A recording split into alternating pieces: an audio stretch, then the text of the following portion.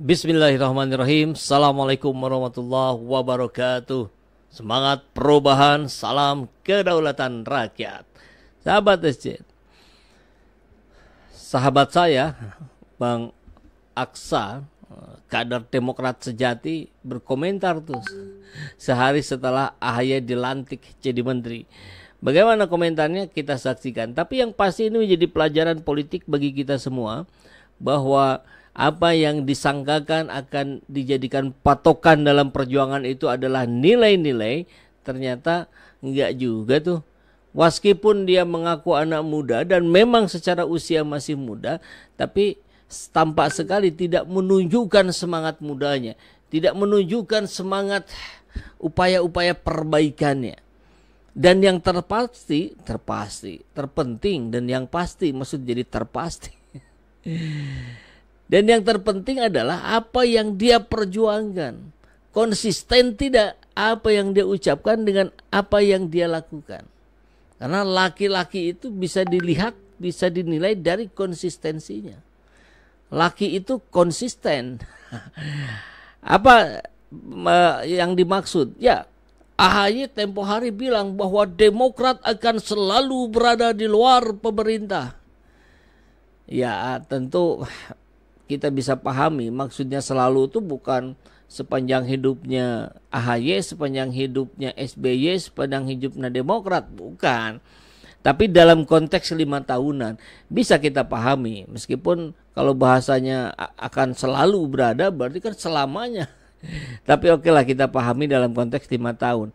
Ternyata belum 5 tahun sudah tergoda ini dengan kue kekuasaan. Jadi apa AHY yang sedang Anda tunjukkan, yang sedang Anda ajarkan kepada para kader Demokrat, kepada rakyat Indonesia? Kami menolak secara tegas karena pertama, walaupun kami menghormati siapapun di negeri ini yang menggunakan hak politik. Hak politik itu kan berbagai format, berbagai cara, dan juga yang penting konstitusional. Tapi bagi kami menolak tegas. Mengapa? Karena bagi kami tidak ada urgensinya. Kita tahu bahwa pemilu sudah kita jalankan, alhamdulillah berjalan dengan aman, damai.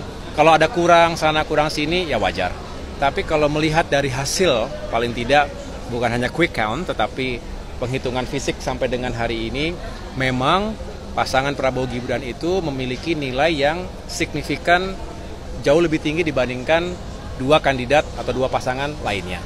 Ini sebuah realitas dan tentunya sulit untuk melihat di situ ada bisa dikatakan kecurangan secara terstruktur.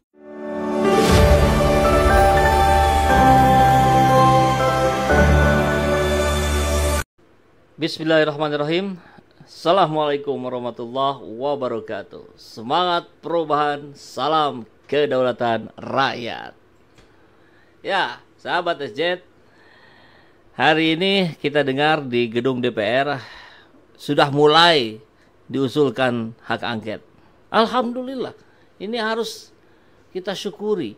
Memang ada 1, 2, 3, 4, 5, 6 kawan-kawan saya yang kemudian WhatsApp, "Bang, ini gimana? Ini kok hak angket belum digulirkan?" segala macam. Belum, tenang. Ini bukan berarti hari pertama harus langsung disepakati kemudian dibahas dan seterusnya. Enggak, kan waktu sidang paripurna ini cukup panjang. Dan kita tahu ya, PKB sudah mengusulkan, PKS sudah mengusulkan, Nasdem sudah mengusulkan, PDIP juga sudah mengusulkan. Sudah, tenang saja bro, sabar ya.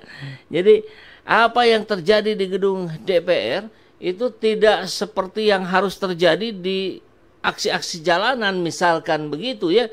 Tapi aksi jalanan juga harus, wajib, perlu. Seperti yang pernah kita bahas.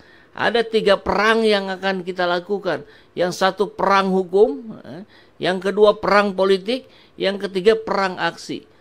Maka yang kita maksud sebagai perang jangan dianggap juga sebagai aksi barbar dengan senjata tajam dan segala macam. Bukan begitu.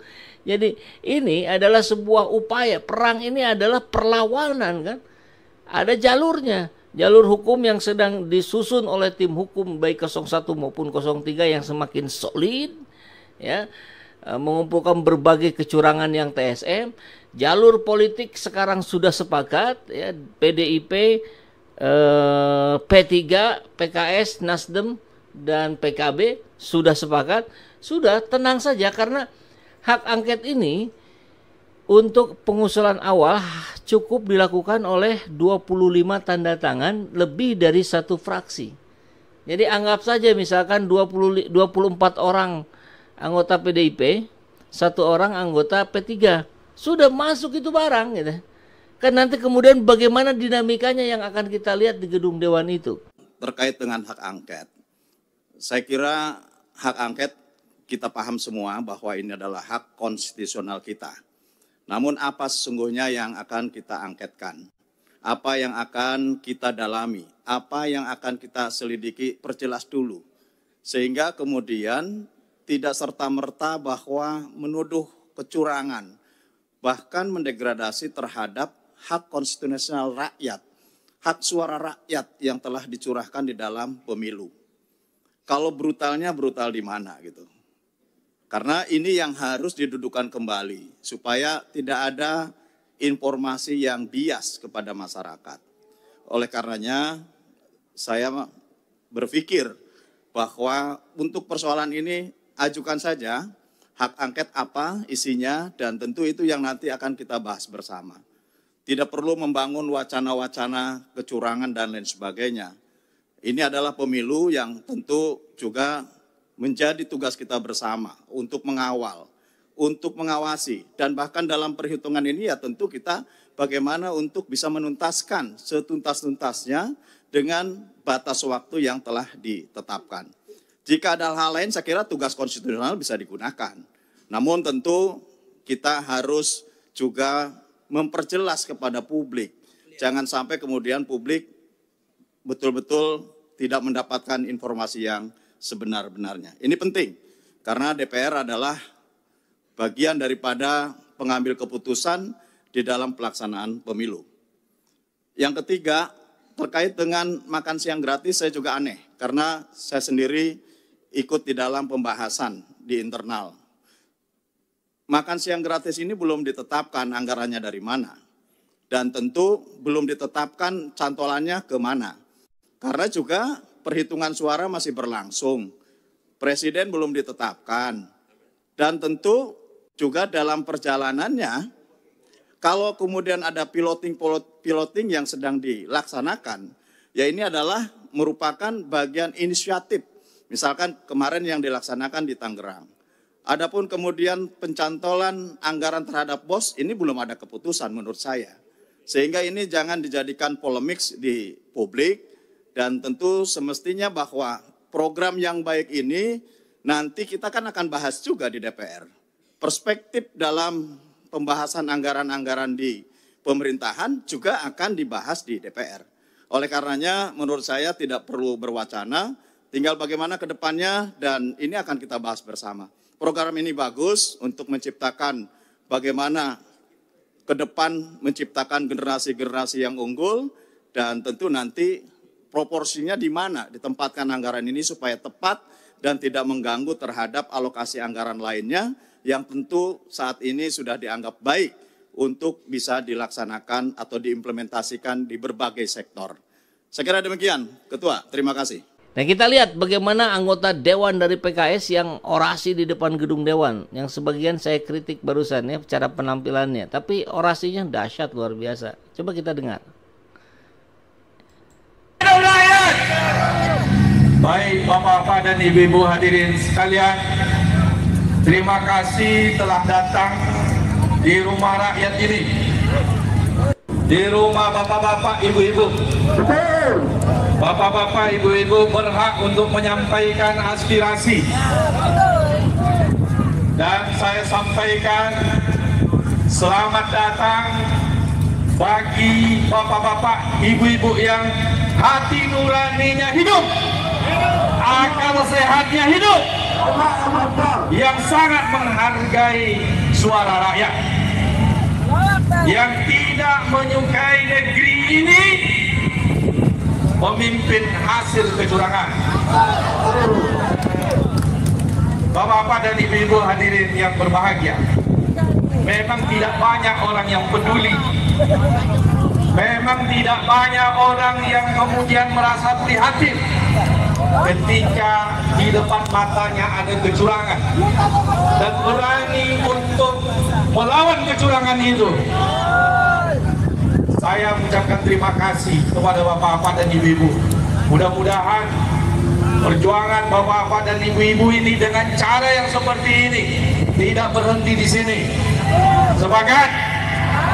Kami di DPR akan melakukan perjuangan kami dengan cara yang sesuai dengan konstitusi yang telah diberikan oleh undang-undang. Bapak-bapak dan ibu-ibu sekalian, bahkan banyak para pakar mengatakan, para rektor, guru-guru besar sudah bersuara. Orang yang tidak punya kepentingan dengan politik sudah bersuara. Puluhan bahkan ratusan sudah bersuara bahwa terjadi kejanggalan dalam proses pemilu tahun 2024. Bahkan politisi juga sudah mengatakan bahwasanya pemilu kali ini adalah pemilu yang sangat barbar. Pemilu kali ini adalah pemilu yang sangat buruk. Banyak kepala desa yang mengadu kepada kaki sendiri. Mungkin tidak hanya di dapil saya, di mana mereka itu diancam, diintimidasi, mau dikriminalisasi kalau tidak ikut dengan apa yang diarahkan oleh rezim sekarang ini. Oke, clear ya. Jadi anggota Dewan dari PKS ini sudah jelas menyampaikan ceritanya barusan bahwa PKS sudah mengusulkan hak angket, PDIP sudah, PKB sudah, Nasdem sudah. Barangkali kita tinggal tunggu dari P3 dan bahkan dari partai-partai 02.